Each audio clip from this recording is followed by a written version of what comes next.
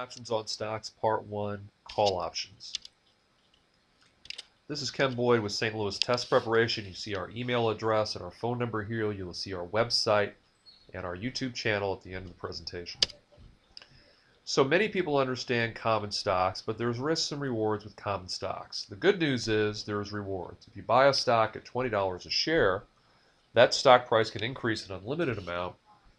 You can have an unlimited gain. But there's also risk. Stock prices can go to zero, so that stock that you paid $20 for, in theory, can go down to zero. You can lose your entire investment. So wouldn't it be nice if we could limit risk? That is, wouldn't it be nice if we had the ability to lock in a sale price for a stock, and we actually do? I want to use this illustration of a lake property to understand call options. So Joe's a retiree who's looking for property to build a retirement home. He's going to have access to a down payment in about 3 months when he receives information from a pension. Alice is a landowner who's very anxious to find her buyer. Her land's been on sale for a long time. She's willing to wait for Joe's down payment so she can have an interested seller locked in to buy her property. So they enter into a legal contract. Joe pays a fee for the right to buy the land at a set price, $100,000, for a set period of time, 3 months. Alice receives a fee.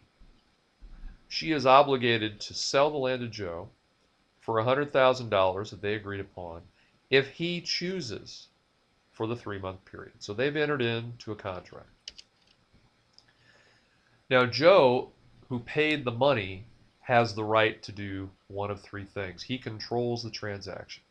He can buy the land for $100,000 at any time during the 3 months. That's what the contract says.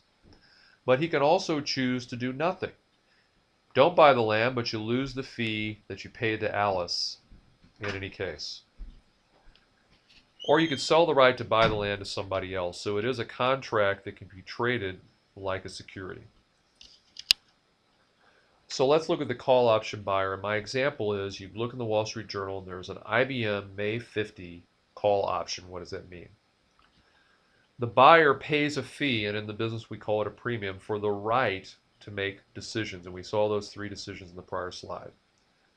Specifically, the buyer has the right to buy 100 shares of IBM common stock at a price of $50 at any time between now, the day they buy the call option, and the end of May. Any business day during that period. But let's look at the seller's side. Same transaction, IBM May 50 call option. It's important to know that this is a 2-party contract. There's always 2 sides to the transaction, a buyer and a seller.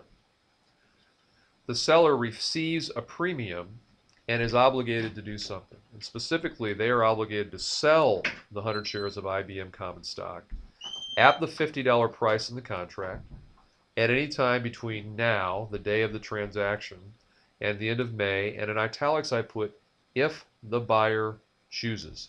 The buyer, in our example Joe, the retiree, controls the transaction.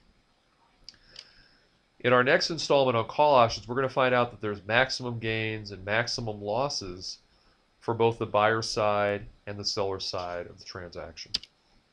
That's the end of part 1 of our discussion of call options. You'll find part 2 on YouTube soon.